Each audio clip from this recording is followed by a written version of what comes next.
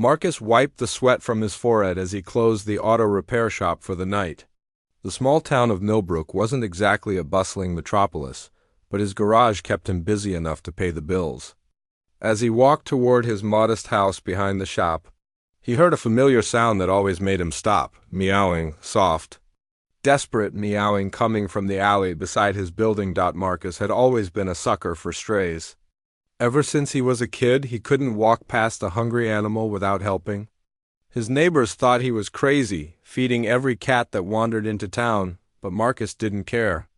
Something about their independence mixed with vulnerability reminded him of himself. Tonight was different, though. As he approached the alley with a can of tuna from his kitchen, he counted not one, not two, but 7 cats huddled together near his dumpster. They were an odd bunch, different sizes, colors, and breeds that shouldn't logically be traveling together. Most stray cats were territorial loners, but these 7 seemed to stick together like a family. The largest was a magnificent black cat with bright, golden eyes that seemed almost too intelligent. She sat in the center of the group like she was protecting the others. Around her were 6 smaller cats of various colors: orange tabby, white with gray patches, solid gray, brown and black striped, pure white, and a small black and white tuxedo cat. Well, what do we have here?" Marcus said softly, opening the tuna can.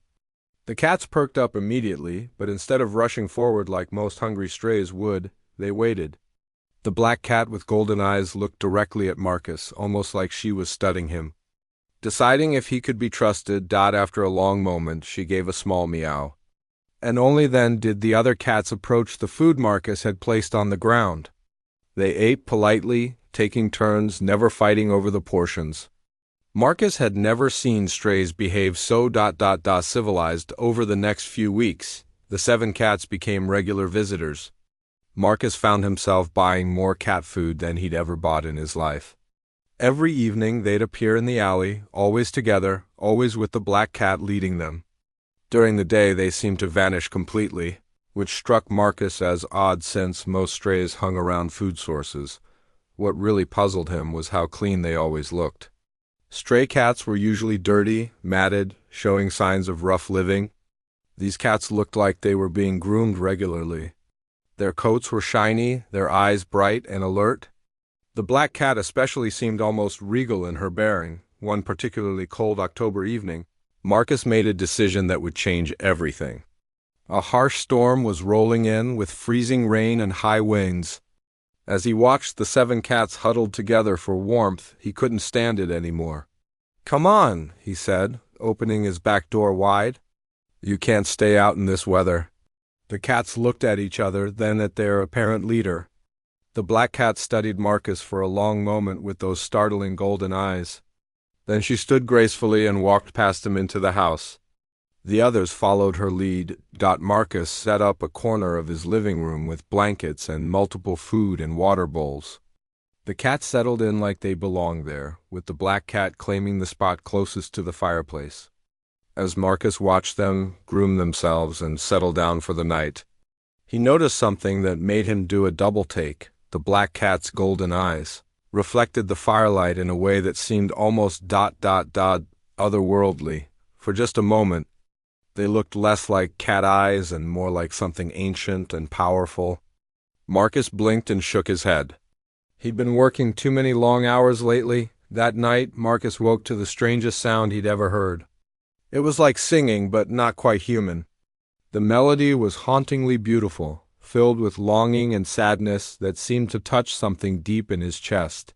He crept out of his bedroom and peeked into the living room. All 7 cats were sitting in a perfect circle around the black cat, who sat with her head tilted back toward the ceiling. The otherworldly singing seemed to be coming from her, though her mouth wasn't moving in any way that suggested normal vocalization. The sound filled the room with an almost magical quality that raised the hair on Marcus's arms. As suddenly as it had started, the singing stopped. The cats looked around at each other, then settled back down to sleep as if nothing unusual had happened. Marcus stood in his doorway for several minutes, wondering if he'd been dreaming. The next morning, Marcus woke to the smell of bacon cooking. Confused, since he lived alone and definitely hadn't set any alarm to cook breakfast, he stumbled toward his kitchen. What he found there made him question his sanity: a plate of perfectly cooked eggs. Bacon and toast sat on his table, still warm. A cup of coffee, prepared exactly how he liked it, sat steaming beside the plate. But there was no sign of who could have made it. The 7 cats sat near their food bowls, calmly eating their breakfast. The black cat looked up at him with what Marcus could swear was amusement in those golden eyes. "Okay," Marcus said aloud to the empty kitchen. "Either I'm losing my mind or something very strange is happening here." The black cat made a sound that was almost like laughter. As days passed, more inexplicable things began happening. His laundry would be folded and put away when he came home from work. Dishes would be clean and stacked neatly in his cabinets. His house had never been so organized or spotless. Marcus started paying closer attention to the cats during his lunch breaks when he came home to grab a quick sandwich. He never caught them doing anything obviously unusual, but he began to notice small things. The way they seemed to understand English perfectly. How they never knocked anything over or caused any typical cat mischief. The way the black cat would sometimes sit at his window, looking up at the sky with an expression that seemed deeply sad. Most unsettling was how people in town had started acting around Marcus. When he went to the grocery store, other shoppers would step aside respectfully.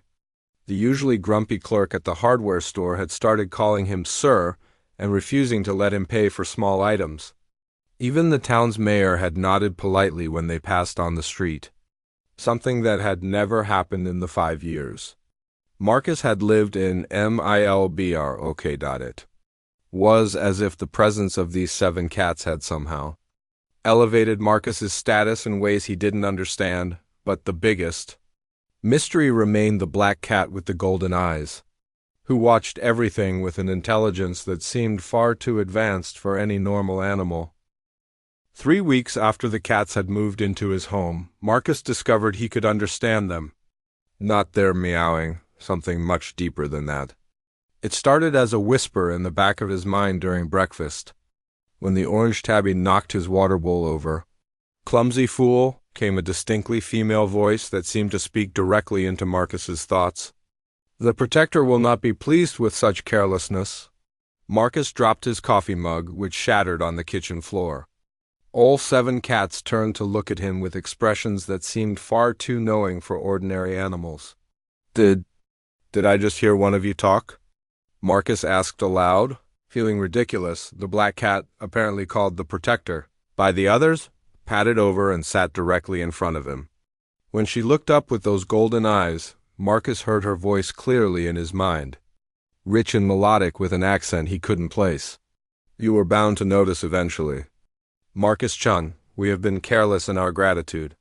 Marcus sat down heavily in his kitchen chair. "This is impossible. Cats don't talk. I'm having a breakdown." "You are not suffering from any mental ailment," the black cat's voice continued in his mind. "You have simply been exposed to our true nature long enough that the barriers between our consciousness and yours have begun to thin. It is a side effect of our presence that we had hoped to avoid." The other cats had arranged themselves in a semicircle around Marcus's chair. Now he could hear all of them, their mental voices overlapping like a conversation. "Should we tell him the truth?" This from the gray cat, whose voice sounded young and worried. "The compact forbids it," replied the white cat with gray patches, her mental tone strict and formal. "The compact is why we are in this situation in the first place," growled the brown and striped cat.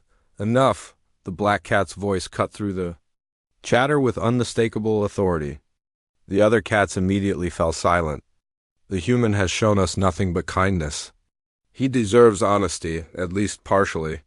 Marcus felt like he was watching a tennis match, his head turning between cats as their mental voices reached him.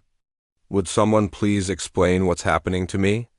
The black cat, the protector, stepped closer. "My name is Serafina. I'm not originally from this world. Neither are my companions. We are refugees, hiding in forms that allow us to remain undetected by those who would see us destroyed." "Refugees from where?" Marcus asked, his practical mechanic's mind trying to process this information logically. From the draconic empire of Valdris, 17 star systems away from your Earth, Serafina replied. We are the last survivors of a political purge that destroyed our families and stripped us of our birthrights. Marcus stared at the 7 cats sitting in his kitchen. You're telling me you're aliens? Not precisely, the tuxedo cat piped up, his mental voice carrying a slight lisp.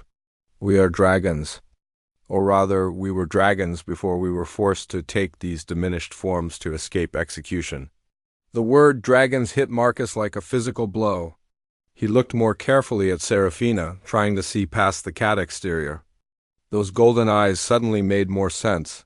They held depths that spoke of centuries, not years. Dragons, Marcus repeated slowly. Real, fire-breathing, flying dragons. I do not breathe fire, Serafina said, and Marcus caught a hint of wounded pride in her mental voice. I am a storm dragon. Lightning is my element. Zareth here, she indicated the orange tabby, breathes fire. Kira controls ice, the white cat nodded acknowledgement. Thorn manipulates earth, the gray cat shifted nervously. Lyra works with light, the white and gray cat preened slightly.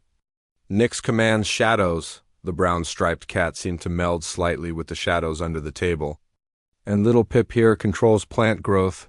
The tuxedo cat's mental voice carried embarrassment about being called little. Marcus rubbed his temples, feeling a headache building.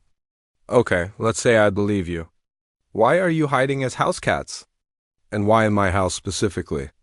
Seraphine's mental voice grew heavy with sadness. I was Queen of Valdris until my brother Corin staged a coup. He claimed I was unfit to rule because I opposed his plan to strip mine inhabited worlds for their resources.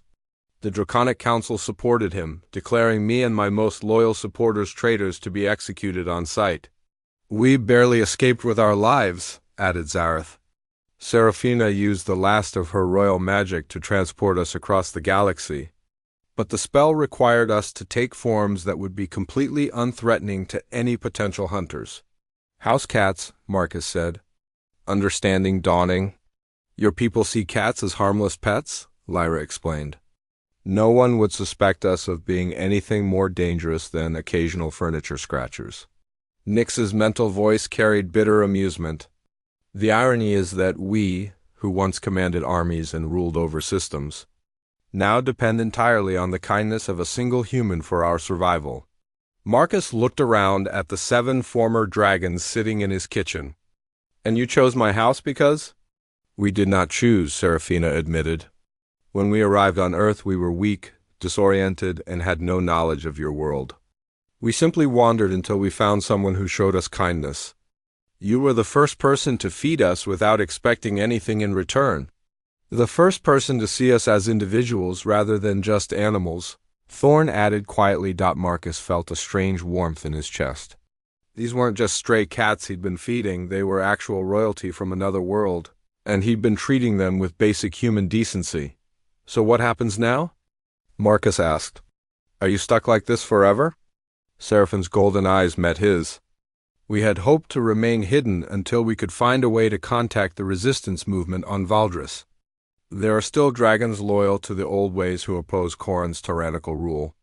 But communication across such distances requires power we no longer possess in these forms. However, Kira's mental voice carried a note of hope. Your world has something unexpected. Humans possess a natural ability to amplify magical energies without realizing it. The longer we remain in close contact with you, the stronger our connection to our true selves becomes. Marcus thought about the strange events of recent weeks, the mysterious cooking, the cleaning, the way people in town treated him differently. You've been using magic around me? Small magics only, Pip said quickly. We wanted to show our gratitude for your kindness. Corin's hunters look for large magical signatures. Simple household spells are too minor to detect across interstellar distances. But they are growing stronger, Serafina admitted. Your presence allows us to access more of our true power each day.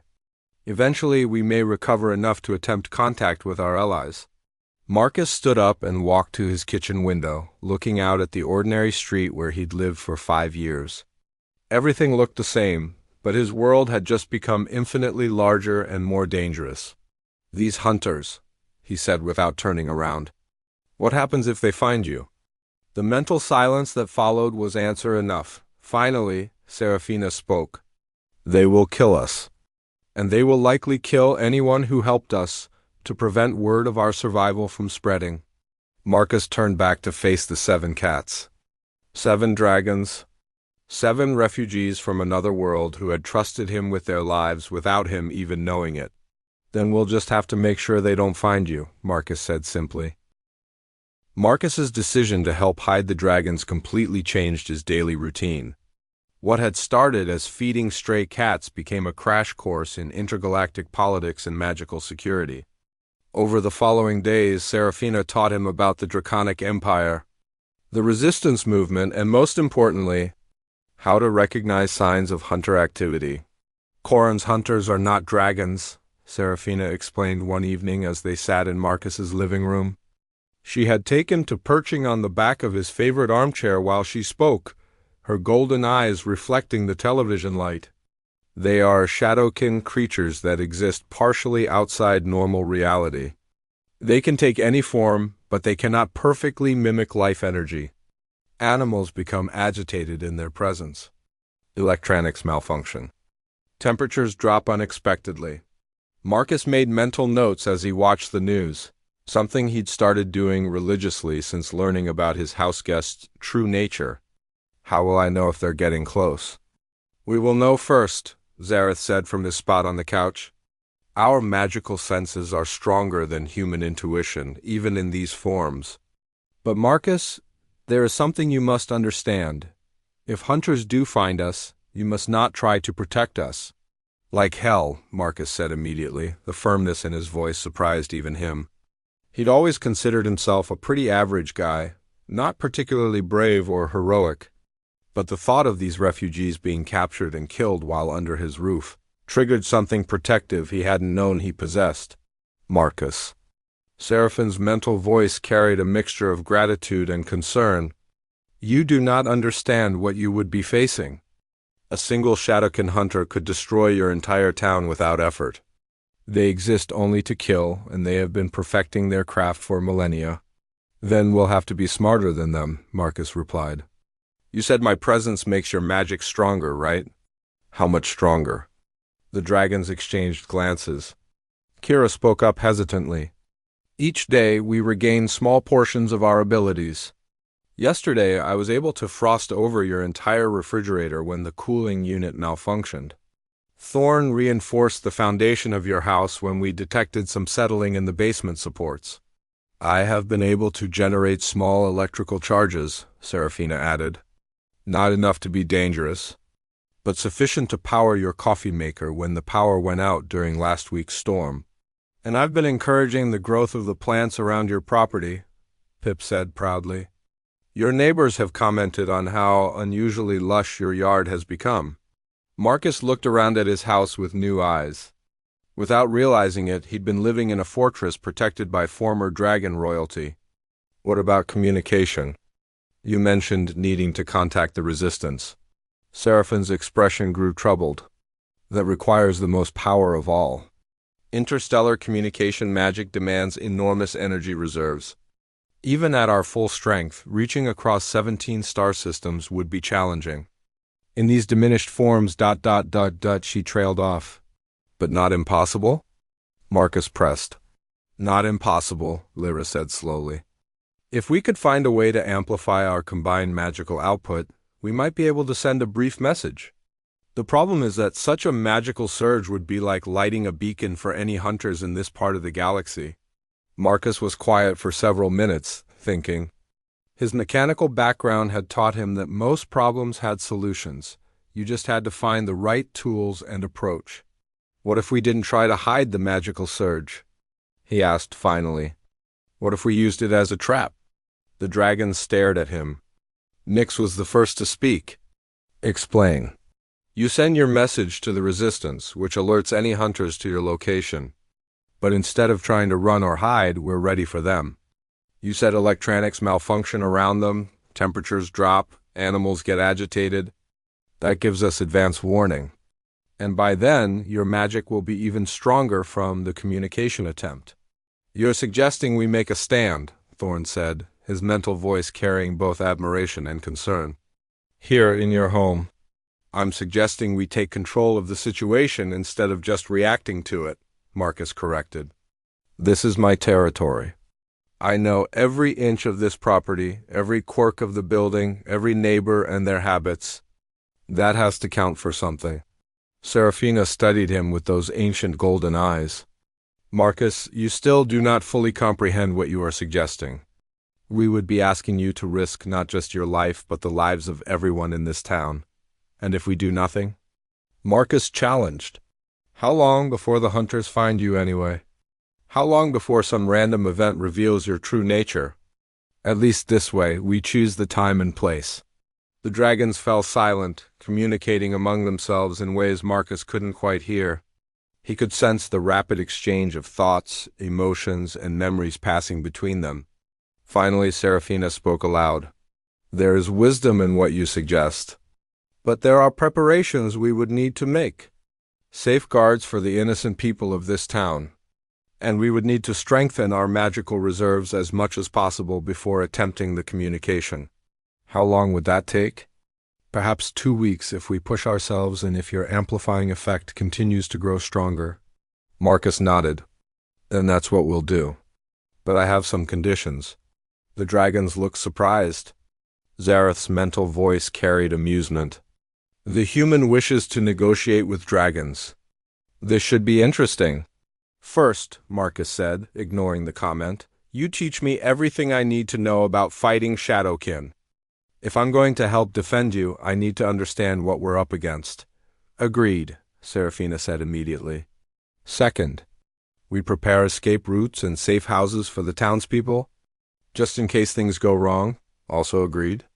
And third, Marcus paused, feeling slightly embarrassed by what he was about to say. If we survive this, and if you manage to reclaim your kingdom, I want your word that Earth will be considered an ally and protector of the Draconic Empire.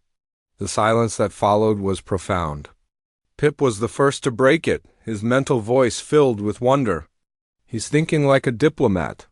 More than that, Seraphina said slowly. He's thinking like a king. Marcus felt heat rise in his cheeks. I just don't want other humans to suffer because we helped you. If your brother finds out Earth aided his enemies, I want to make sure my entire species doesn't pay the price. Your species, Lyra repeated thoughtfully. Not just your town or your country. Your entire species. That's right. Seraphina stood gracefully and padded over to where Marcus sat. She looked up at him with an expression that seemed almost ceremonial.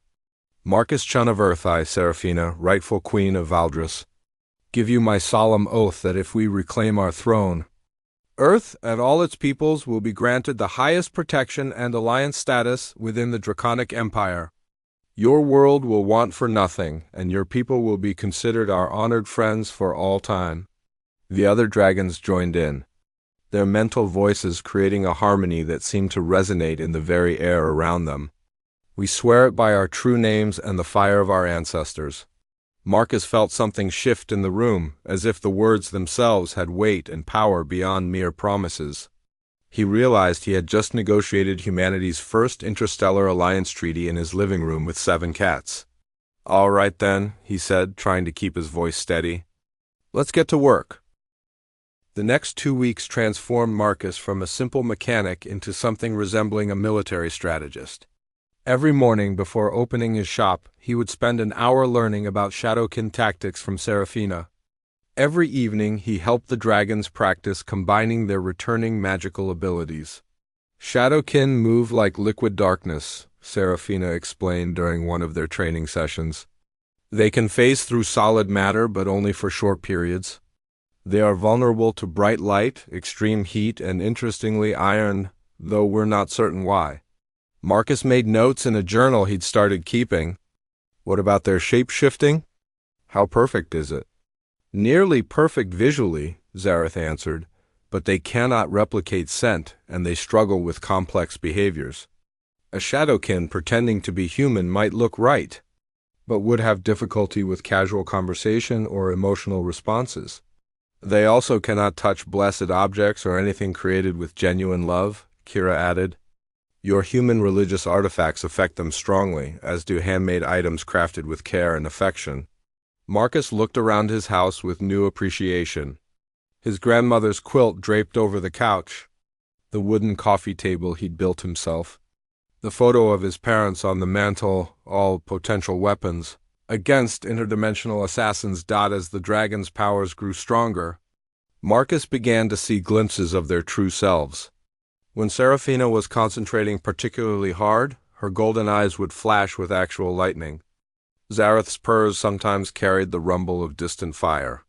Thorn could make the entire house feel more solid and secure just by walking through it. Most impressive was watching them work together. When they combined their abilities, Marcus could feel the power building in the air like the tension before a thunderstorm. By the end of the first week, they could maintain a magical barrier around his entire property that made it almost invisible to casual observation. It's like a perception filter, Lyra explained when Marcus asked about it. People will have a sudden urge to look elsewhere or remember something urgent they need to do somewhere else. The effect was startling. Marcus's usually nosy neighbor, Mrs. Henderson, hadn't visited once since the barrier went up, despite normally stopping by every few days to borrow something or share gossip. The mail carrier started leaving packages at the gate instead of coming to the door, but with increased magical activity came increased risk. On Thursday of the second week, all 7 dragons suddenly went rigid during dinner. Someone is scanning, Seraphina said, her mental voice tense. Magical sensors, very subtle, searching for draconic energy signatures. Marcus felt his heart rate spike. How close? Not close, Thorn said, but not distant either. Perhaps several of your star systems away. They are casting a wide net. Corrin's forces are methodical, Nyx explained. They will search every system in this galactic region systematically. Eventually, they will reach Earth. How long do we have? Marcus asked. Seraphine's golden eyes met his. Days, perhaps a week at most, before they arrive at this system. We must attempt the communication now, ready or not. Marcus spent the rest of that evening making final preparations. He'd already spoken with the mayor about a severe weather warning that might require temporary evacuation of the town center. He'd stocked his basement with emergency supplies and mapped out 3 different escape routes from his property. His truck was fueled and loaded with camping gear. Most importantly, he'd had a long phone conversation with his sister in California, telling her he loved her and might be out of contact for a while due to a work project. He'd written letters to his few close friends, to be mailed only if something went wrong. Friday evening, as the sun set over Millbrook, the 7 dragons arranged themselves in a perfect circle in Marcus's living room. Marcus sat in the center, as they'd practiced, serving as their magical amplifier. Remember, Seraphina said, once we begin, there is no stopping the spell. The magical signature will be unmistakable. Every Shadowkin within 50 light years will know exactly where we are. I understand, Marcus replied. Are you ready? The dragons closed their eyes and began to hum in harmony. The sound started low, almost below the range of human hearing, then gradually rose in pitch and volume. Marcus felt power gathering in the air around him like static, electricity before a lightning strike. The humming became singing. Wordless but filled with meaning that Marcus could feel even if he couldn't understand. The room filled with soft light that seemed to come from the dragons themselves. Seraphine's black fur sparkled with electric blue energy. Zareth glowed warm orange. Kira shimmered silver white. Each dragon became a living embodiment of their elemental power. Marcus felt the energy flowing through him and magnifying, like being a lens that focused sunlight. The sensation was indescribable.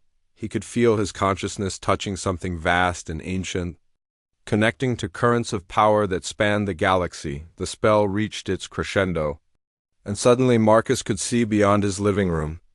In his mind's eye, he saw stars, planets, ships moving between worlds. He saw a blue and green planet 17 star systems away, where dragons fought a desperate resistance against tyrannical forces. He felt the message being sent, encoded in pure intention and hope. Seraphina lives. The true queen endures. We await your signal. Coordinates attached. The humans are allies. The vision lasted only moments, but Marcus knew the message had been received. Across impossible distances, he felt answering touches of consciousness, surprise, joy, hope, determination. Then the spell ended and the 7 dragons collapsed in exhaustion. Marcus's living room looked ordinary again, except for the lingering scent of ozone and magic. It is done, Seraphina whispered, her mental voice weak but triumphant. Lord Drakmor received the message. The Resistance knows we survive. How long before they can respond? Marcus asked, helping Zareth move to his favorite spot on the couch. Unknown, Kira replied. It depends on their current situation and resources. But Marcus, we have received confirmation of something else. Corrin's hunters are indeed already searching this galactic region. They will arrive at Earth within 3 days. Marcus nodded grimly. Then we better get ready for company. That night, Marcus lay in bed staring at the ceiling while 7 former dragons slept in his living room. In 3 days, his quiet life in a small town would end forever, one way or another. Creatures from another world would come to his home with the intention of committing murder, and somehow he'd appointed himself as their opposition. The logical part of his mind suggested he was insane. The larger part, the part that had been growing stronger since he'd started feeding stray cats in an alley, told him he was exactly where he needed to be, 3 days to prepare for a battle. Against interdimensional assassins. Marcus smiled grimly in the darkness. He'd face tougher deadlines. The Shadowkin arrived on a Tuesday morning disguised as a storm front. Marcus was in his garage, making final adjustments to what he privately called his alien defense kit, when every electronic device in town began malfunctioning simultaneously. Car radios started playing static, cell phones displayed error messages, and the automatic door on his shop began opening and closing repeatedly. "They're here!" Seraphine's urgent mental voice reached him from the house. 3 of them, approaching from the north. They're maintaining the storm illusion to mask their magical signatures. Marcus grabbed his modified toolbox and ran toward his house.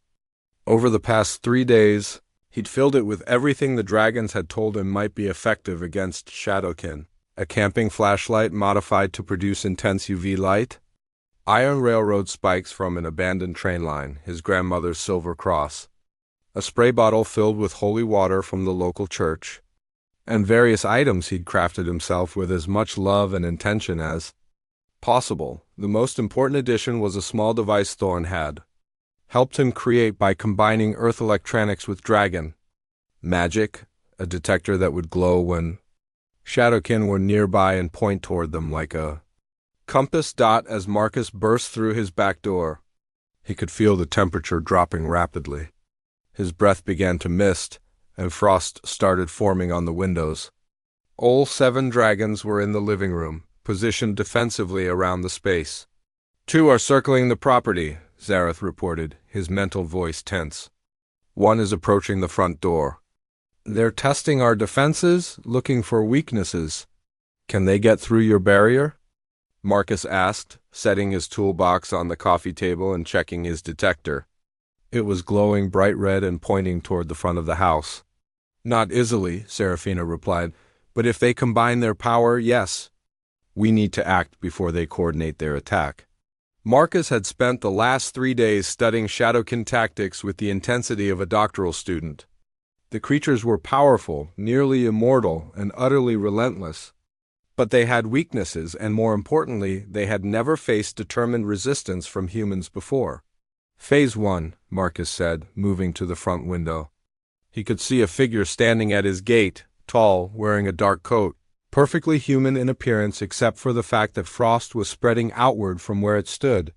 Let's see how they handle some Earth hospitality. Marcus flipped on his porch lights, which he'd replaced with high-intensity halogen bulbs.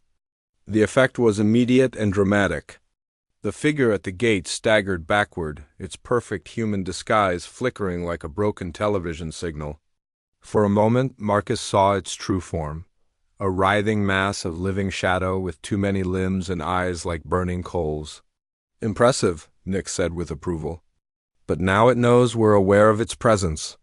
The detector in Marcus's hand suddenly spun wildly, then pointed toward the back of the house. The other two are moving, he announced. What followed was the strangest battle Marcus could have imagined.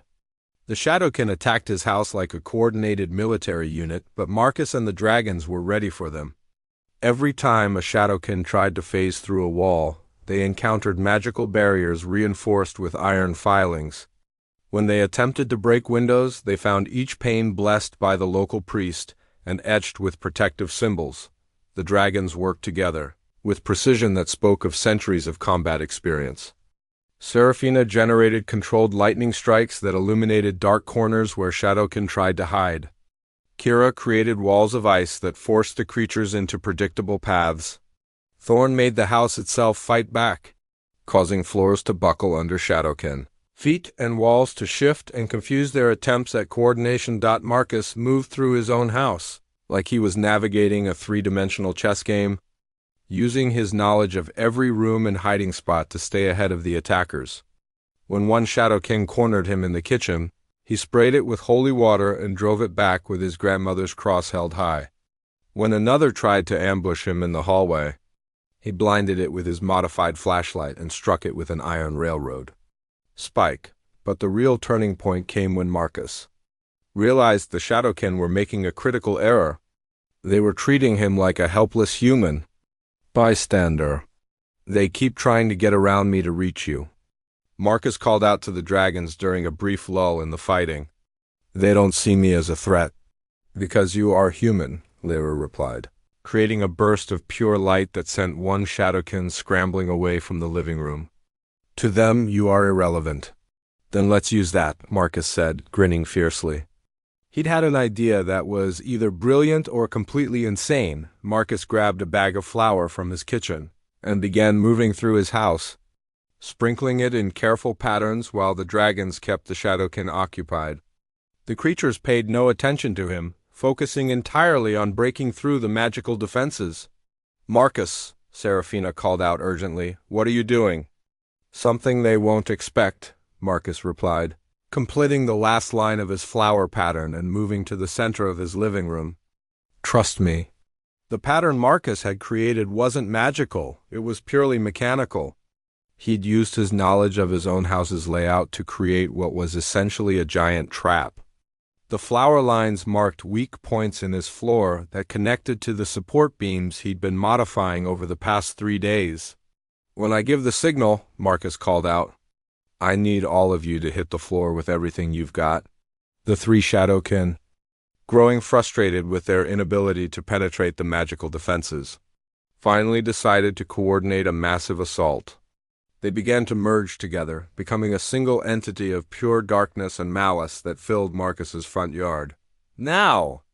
Marcus shouted. 7 dragons struck the floor with combined elemental fury.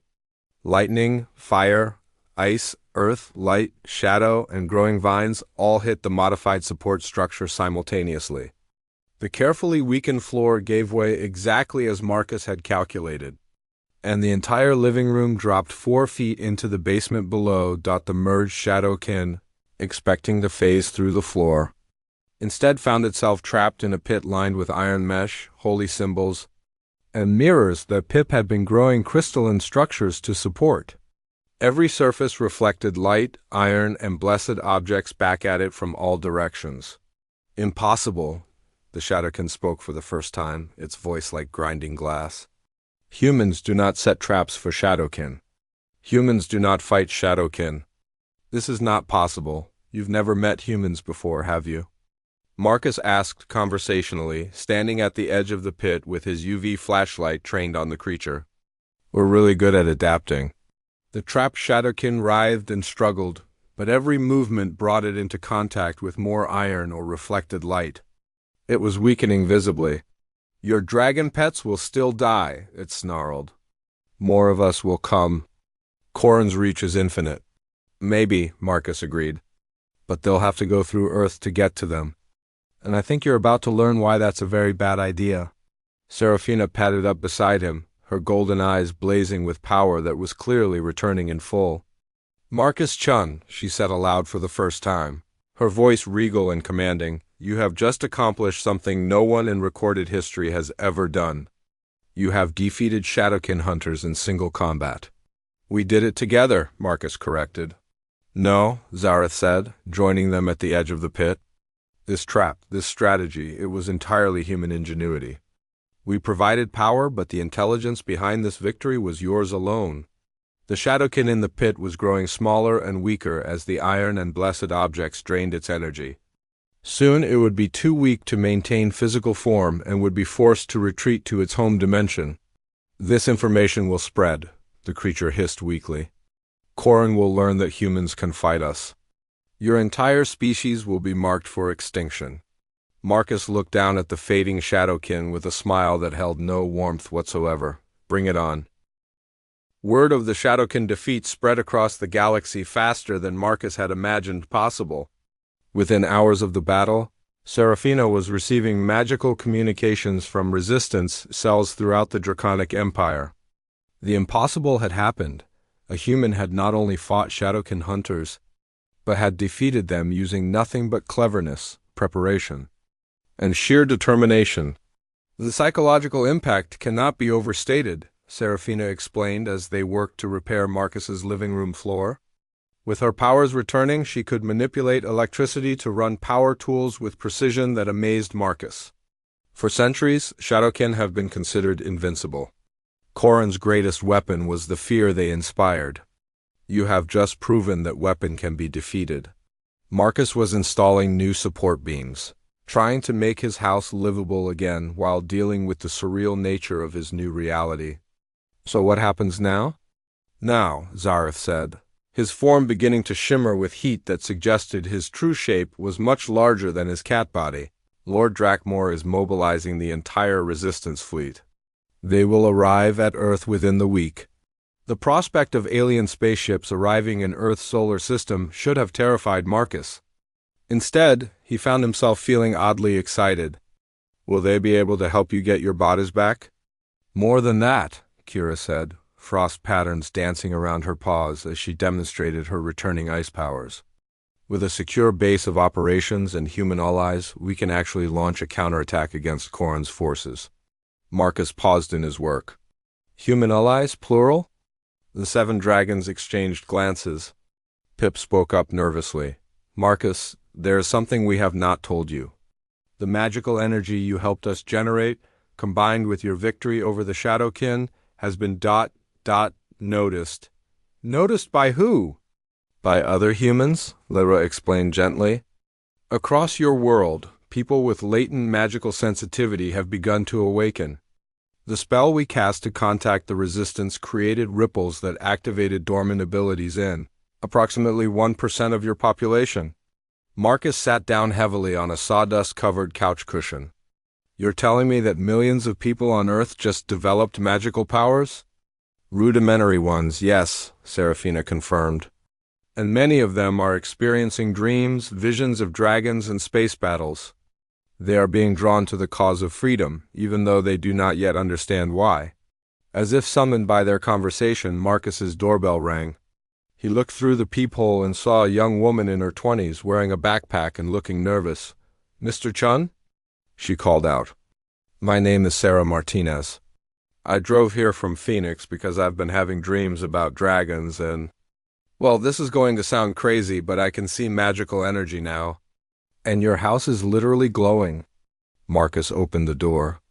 Because apparently his life had moved far beyond the point where anything could surprise him anymore. Come in, Sarah. We need to talk. Over the next 3 days, Marcus's house became an unofficial headquarters for what the media was calling the Awakening. People arrived from across the country, all reporting similar experiences, sudden magical abilities, prophetic dreams, and an inexplicable urge to come to Millbrook to help protect something important. Dr. James Wright drove down from MIT. His normally skeptical scientific mind completely blown by his newfound ability to see and manipulate electromagnetic fields. Maria Santos flew in from Miami after discovering she could communicate with animals. Tom Bradford, a retired Marine from Texas, arrived with the unsettling news that he could now see through Shadowkin disguises and had spotted several more scouting. Earth's major cities, Marcus's small house couldn't accommodate everyone, so the group set up a camp in the field behind his property. The 7 dragons moved freely among the humans now, no longer needing to maintain their cat disguises around people who could see their true magical natures. The transformation was remarkable to witness. Seraphina, even in her diminished form, carried herself with unmistakable royal authority. When she spoke, seasoned adults listened with the respectful attention usually reserved for heads of state. The other dragons each took on teaching roles, helping the newly awakened humans understand and control their abilities. But it was Marcus who emerged as the de facto leader of Earth's first magical resistance cell. His victory over the Shadowkin had given him a reputation that drew respect from both humans and dragons alike. "You realize," Sarah told him one evening as they watched Tom teach a group of volunteers how to create anti-Shadowkin detection grids, "you've basically become the unofficial ambassador between humanity and an intergalactic dragon empire." Marcus looked around at his transformed property, tents housing awakened humans, dragons teaching magic lessons, and improvised workshops where people were crafting weapons and defenses against interdimensional threats. "I used to worry about whether I could afford to repair my truck. The responsibilities are about to get much heavier," Dr. Wright said, joining their conversation. "I've been monitoring astronomical observations, and there are unidentified objects approaching the edge of the solar system. Large objects, moving in formation." "The Resistance fleet," Marcus realized. "They're almost here."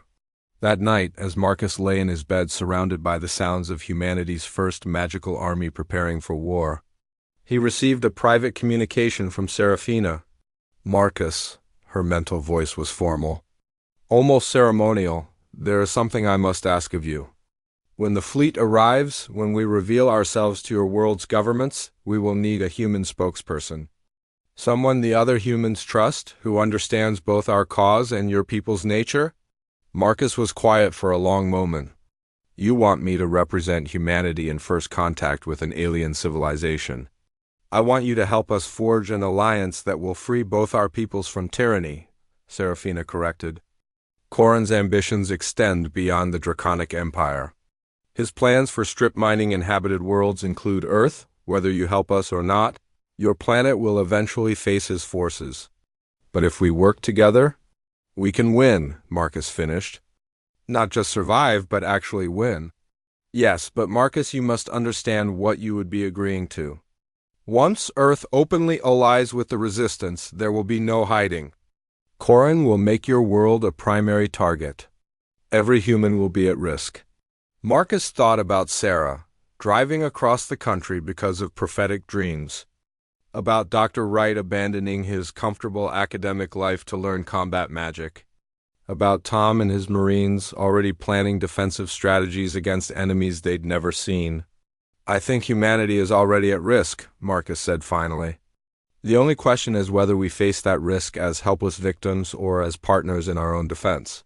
3 days later, the first dragon warship in 1,000 years entered Earth's atmosphere, and Marcus Chin, former auto mechanic from Millbrook, prepared to change the course of galactic history.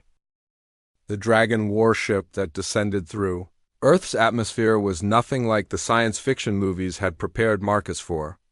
Instead of sleek metal and sharp angles, it resembled a living creature, scales that shifted color with the light, wings that beat slowly despite the ship's massive size, and eyes that seemed to regard the planet below with ancient intelligence. Marcus stood in his backyard with the 7 dragons and 43 awakened humans, watching as the impossible became reality. Military jets scrambled from nearby air bases, news helicopters circled at a respectful distance, and every government on Earth was probably having emergency meetings. But here, in this small town in the middle of nowhere, humanity's first official contact with an alien civilization was about to take place. "Lord Drakmore himself commands that vessel," Seraphina said. Her mental voice filled with emotions Marcus couldn't entirely identify. "He was my mentor before the coup, the dragon who taught me statcraft and military strategy. Seeing his ship again, "You're going home," Marcus said softly. The ship landed in the field where the human volunteers had been camping, its massive form settling gently despite weighing what must have been thousands of tons. As its presence touched the earth, Marcus felt power radiating outward like ripples in a pond. Every magically awakened human from miles around would be feeling this. A section of the ship's side opened like a blooming flower, and figures began to emerge. The first was clearly a dragon in its true form, 20 feet long from nose to tail, covered in silver scales that sparkled like starlight with eyes that held the wisdom of millennia. Behind him came a delegation of other dragons and creatures Marcus didn't recognize, but what caught Marcus's attention was the transformation happening right in front of him. The 7 cats who had lived in his house for months were changing, their small forms growing and shifting as their true power returned. Serafina was first, her black cat body expanding into a magnificent dragon nearly as large as Lord Drakmor himself, her scales dark as a storm cloud shot through with veins of electric blue. Her golden eyes remained exactly the same, but now they were set in a face designed for majesty and command. One by one, the others followed. Zareth became a red dragon whose scales seemed to contain actual fire. Kira transformed into a dragon of pure white and silver, frost crystals forming in the air around her. Each of the 7 revealed their true magnificence, and Marcus realized he had been sharing his breakfast table with royalty beyond human comprehension. Lord Drakmor approached slowly, his ancient eyes taking in the mixed group of humans and dragons. When he spoke, his voice carried the weight of authority that had commanded fleets across the galaxy. "Your Majesty," he said formally to Serafina, bowing his great head in respect. "It is good to see you in your true form once again."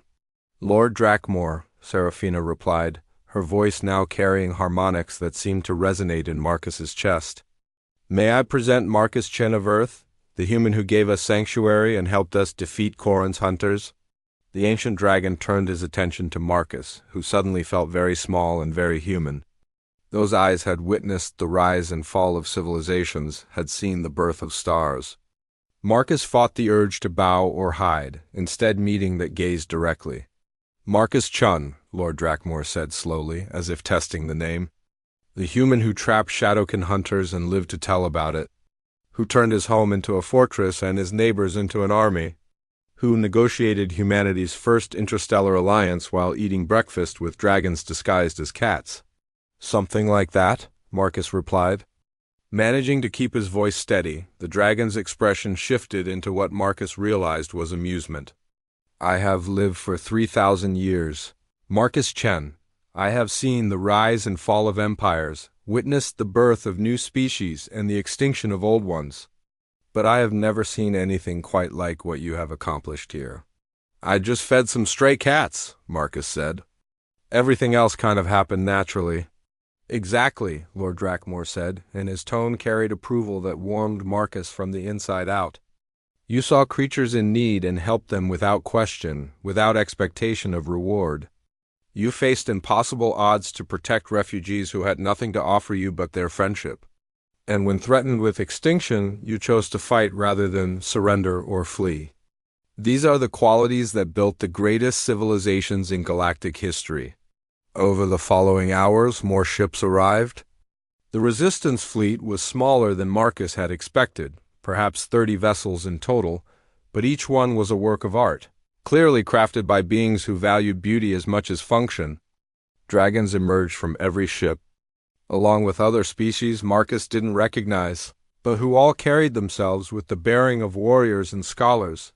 The formal negotiations took place in Marcus's backyard, because as Lord Drakmor pointed out with dry humor, it seemed appropriate for Earth's first interstellar treaty to be signed where the alliance had actually begun. Representatives from Earth's governments arrived within hours, military officials, diplomats, scientists, and politicians, all struggling to adapt to a reality that had changed overnight. But Marcus noticed that they seemed to defer to him in ways that had nothing to do with his official authority, and everything to do with the fact that he was the human the dragons trusted. "The terms are simple," Lord Drakmor explained to the assembled Earth delegation. We offer Earth full membership in the Free Worlds Alliance, complete access to our technology and knowledge, protection from hostile forces, and partnership in the campaign to liberate the Draconic Empire. In exchange, Earth provides a secure base of operations, assists in training awakened humans as magical warriors, and commits to the principles of freedom and justice that define our cause. The Earth representatives asked hundreds of questions about technology, defense, economic impact, and social changes. But in the end, the decision came down to a simple vote. Not by governments or politicians, but by the awakened humans who had gathered in Millbrook. These were the people who would be fighting and dying in the war to come, and Lord Drakmore insisted they should choose their own destiny. The vote was unanimous. 6 months later, Marcus stood on the command bridge of the newest ship in the Resistance fleet, a hybrid vessel, built with both dragon magic and human engineering. Through the viewports he could see the blue-green world where it had all started, now protected by a joint fleet of dragons and humans. Any regrets? Serafina asked, joining him at the observation window. She had learned to shift between her dragon and human forms at will. Though she seemed to prefer staying in her true shape when they were alone, Marcus thought about his quiet life as a mechanic, about the simple concerns that had once defined his existence. Then he looked around the bridge where human technicians worked alongside dragon mages, where the impossible had become routine, where he had somehow become the ambassador between two species preparing to liberate a galaxy. None at all, Marcus said, and meant it completely. In the distance, other ships were preparing to jump to hyperspace, beginning the long journey back to the Draconic Empire. The war against Koran would be difficult and dangerous, but for the first time in centuries, the Resistance had hope. And it had all started with a man who couldn't walk past hungry animals without helping. Serafina smiled, an expression that looked strange but wonderful on her dragon features. The history books will say that the alliance between dragons and humans changed the course of galactic civilization forever. What will they say about how it started? Marcus asked. That the Queen of Dragons was saved by a human who sheltered stray cats, never knowing one of them was royalty in exile. Marcus grinned. I like that version. Behind them, the crew prepared for the jump to hyperspace, and the next chapter of Marcus Chen's improbable life as Defender of the Galaxy began.